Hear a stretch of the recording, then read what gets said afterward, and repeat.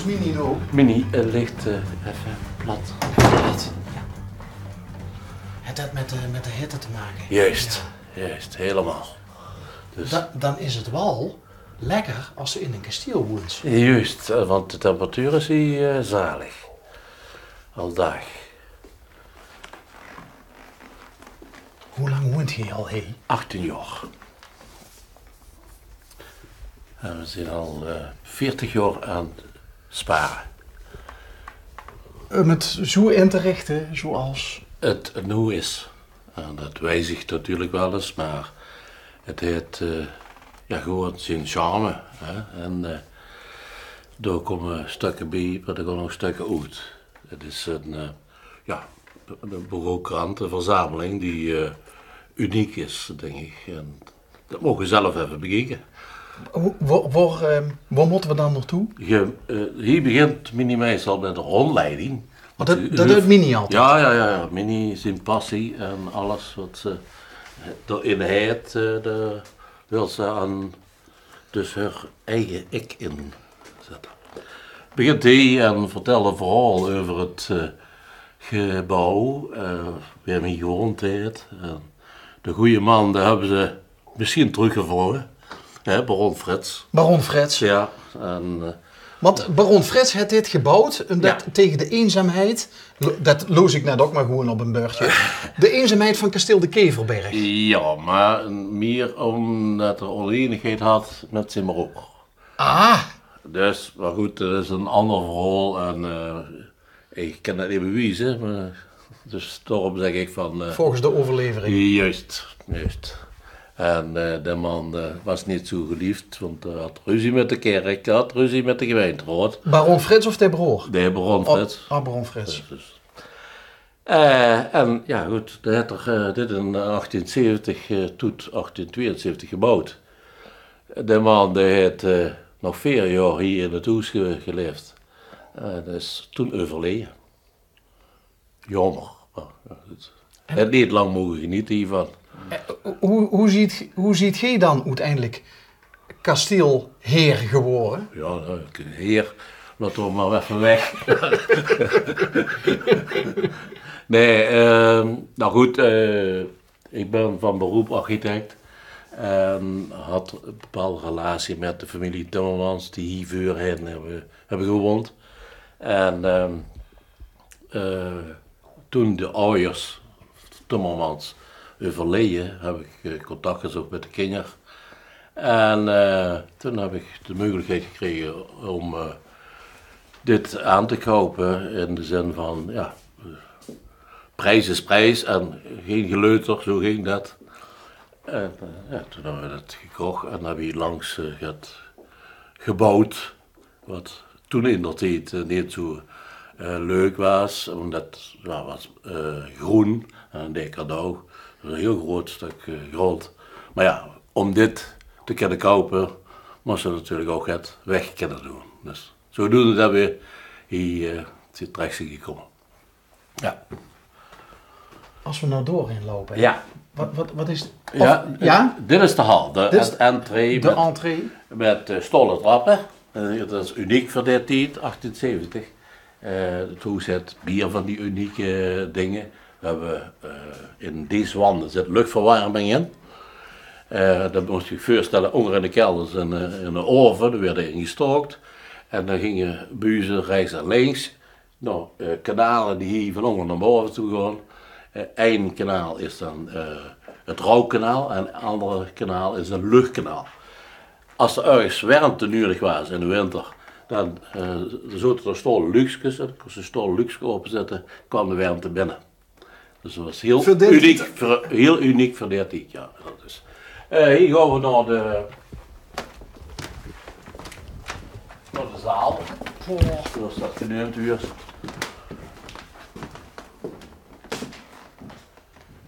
Hier staan dus poppenhuis, eigenlijk alles wat maar uit het verleden, zeg maar, interessant is. En uniek, want de meeste stukken zijn eenmalig.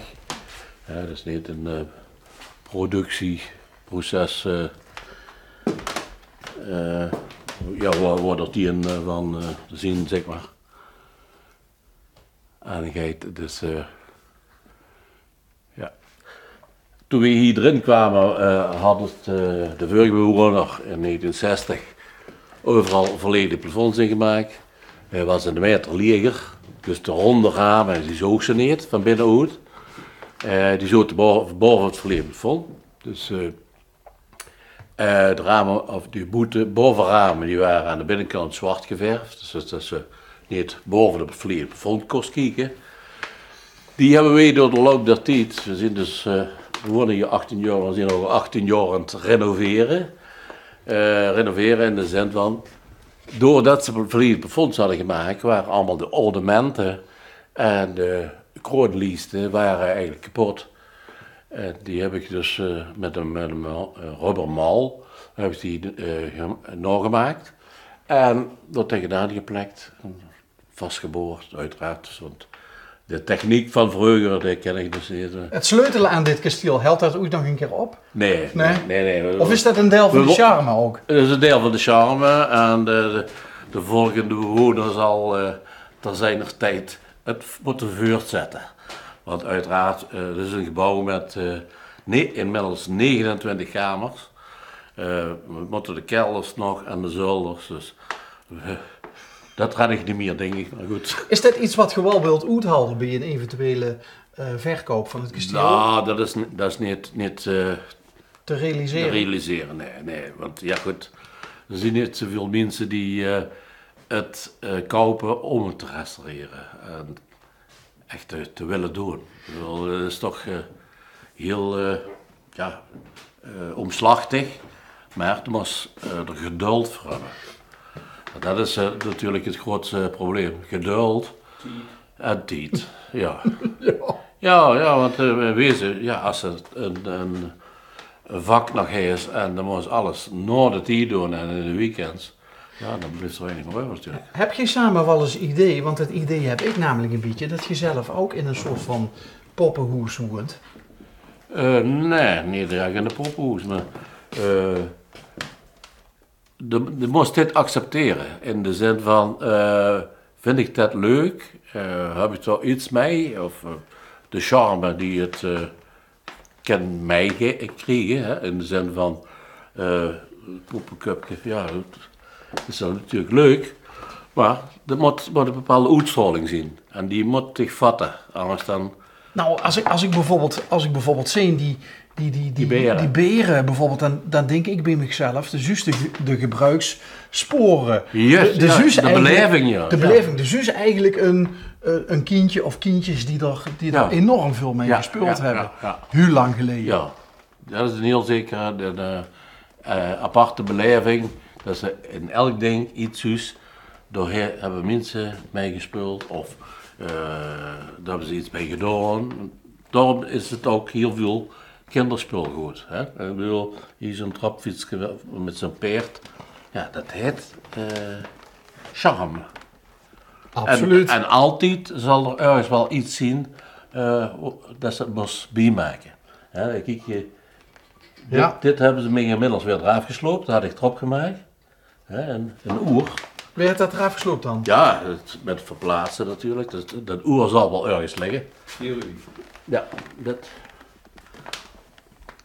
Maar daar blijft ze dus mee bezig. Als er een pupje of een kop kapot is, dan zal dat gemaakt moeten worden. Ja. Tiet dat ze dat weer een oer aan Juist, ja. Hey, is er nou ook een kamer in dit kasteel, van een van die 29 kamers, die bijvoorbeeld heel modern is, waar bijvoorbeeld een flatscreen televisie staat of... Nee, dat is allemaal weggeduwd, maar daar komen we direct wel bij. We gaan daardoor. Komen we in stuurpetulken. Als het gaat. Voorzichtig, hè, Rudy. Ja, wat was dat? Heel veel spul.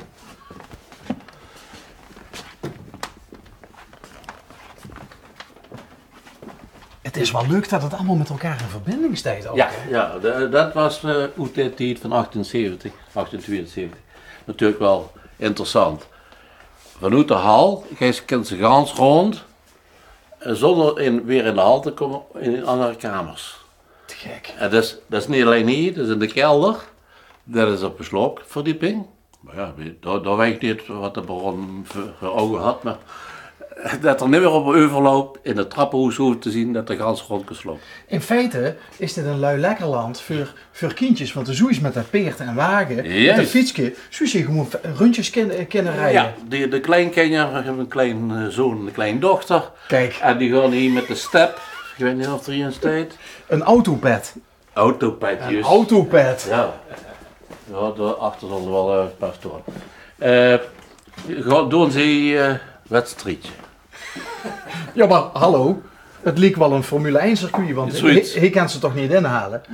Nee, dat is niet. Maar één is altijd de snelste. Ja, ik denk dat de start heel belangrijk is. Ja, goed, daar zijn we geweest, maar normaal gaat ze dan zo en door terug. En dan in de keuken in. Maar... Hey, trouwens, en die twee prachtige vrouwen op die schilderijen daarachter. Dat zijn mijn dochters. Ja, nee, dan snap ik ook waarom ze zo'n prominente plek hebben gekregen, pap. Daar kind gerustig heel trots op zien. Ja. Ah, jongens. Dit is, oh jee, oh jee, oh jee. Hier is het moderners. Oh, kijk, een computer. Ja. Bij de renovatie hebben we hier dit plafond gevonden.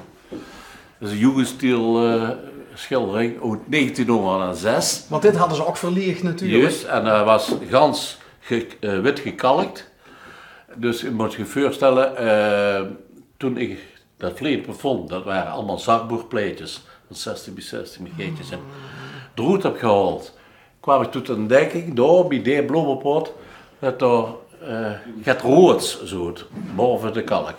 Dus ik betrapleier en plamuurmensen steken en langzamerhand kwamen er meer kleuren bij. En toen met een spunsje, en toen heb je het gans afgewassen. Ik kan ze nog sporen nog zien. Maar het bleek dat er 1/3 weg was.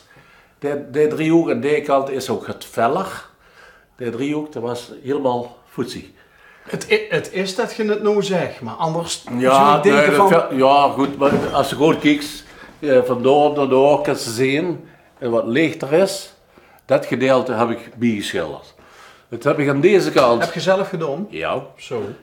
Met transparant papier overgetekend. Ja, opgepakt. Door uitgemeten. Carbonpapier ertussen. Overgetekend en weer ingevuld. 3 weken lang. Op. 3 weken? Ja, 3 weken. Dat vind ik in de vakantie. Dat vind ik nog acceptabel. Ja, maar goed, op zich valt dat natuurlijk wel mee. Dus dat hebben we gerestaureerd en weer een ere hersteld.